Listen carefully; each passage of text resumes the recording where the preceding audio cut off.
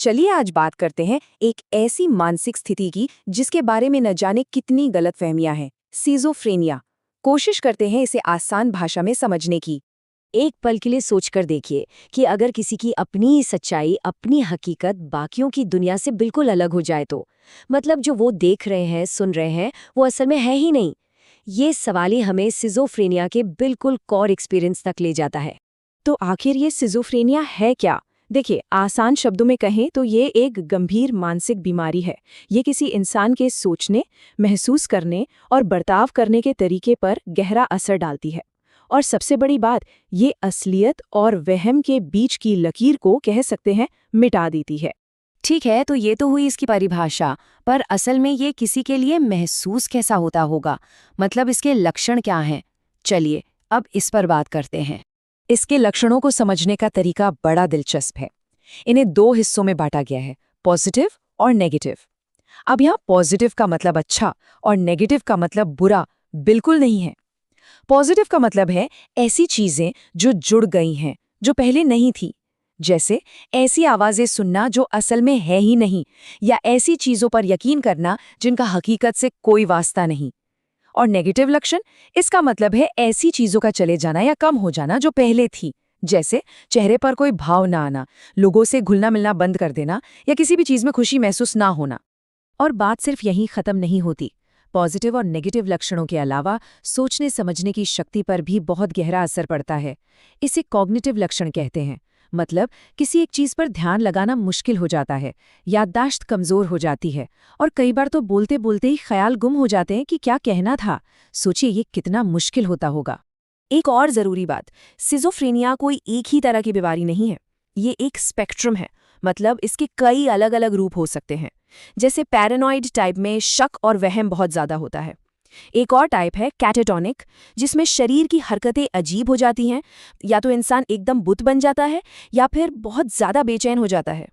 तो हमने ये तो समझ लिया कि इसके लक्षण क्या हैं और ये कैसा महसूस होता है। पर अब सवाल उठता है कि आखिर ऐसा होता क्यों है, इसके पीछे का विज्ञान क्या है? चलिए अब थोड़ा दिमाग के अंदर झांक कर देखते हैं। देखिए, इसका कोई एक सीधा साधा जवाब नहीं है, कोई एक कारण नहीं है। ये एक बहुत ही कॉम्प्लेक्स पजल की तरह है। इसमें कई टुकड़े हैं। कुछ जेनेटिक हैं, मतलब अगर परिवार में किसी को है तो रिस्क बढ़ जाता है। कुछ दिमाग के अंदर की केमिकल से जुड़े हैं, और कुछ बाहरी माहौल से, जैसे बहुत ज्यादा तनाव या कोई ट्रॉमा। अगर हम इस पजल के केमिकल वाले टुकड़े को देखें तो साइंस बताती है कि दिमाग में दो खास केमिकल्स होते हैं, डोपामीन और सेरोटोनिन। इनका बैलेंस बिगड़ जाना सिजोफ्रेनिया के लक्षणों से बहुत गहराई से जुड़ा हुआ है।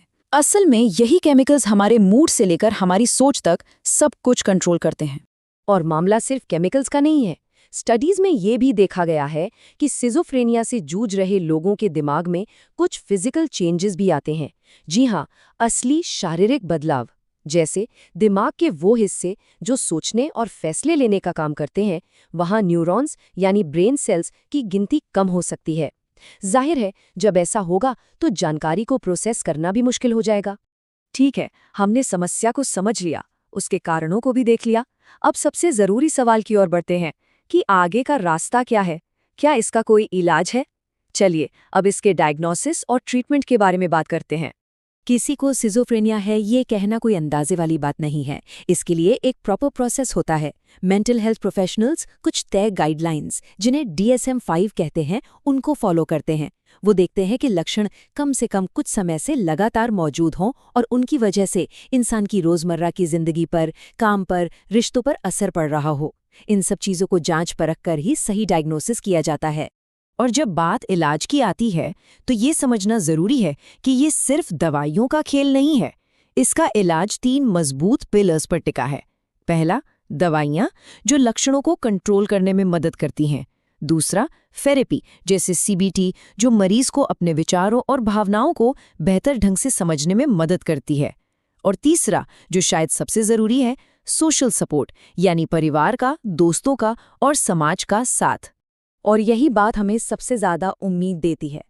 हाँ, ये एक मुश्किल सफर हो सकता है, इसमें कोई शक नहीं, लेकिन सही इलाज और भरपूर सपोर्ट के साथ एक अच्छी, नॉर्मल जिंदगी जीना बिल्कुल मुमकिन है।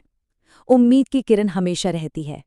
तो अब जब हम इस बीमारी की हकीकत को थोड़ा बेहतर समझ चुके हैं, तो एक सवाल हम सबको खुद से पूछना चाहिए कि एक समाज के तौर पर हम सब मिलकर एक ऐसा माहौल कैसे बना सकते हैं जहां मानसिक स्वास्थ्य पर खुलकर बात हो सके, जहां इससे जुड़ा डर और शर्म खत्म हो और कोई भी मदद मांगने में हिचकिचाए नहीं।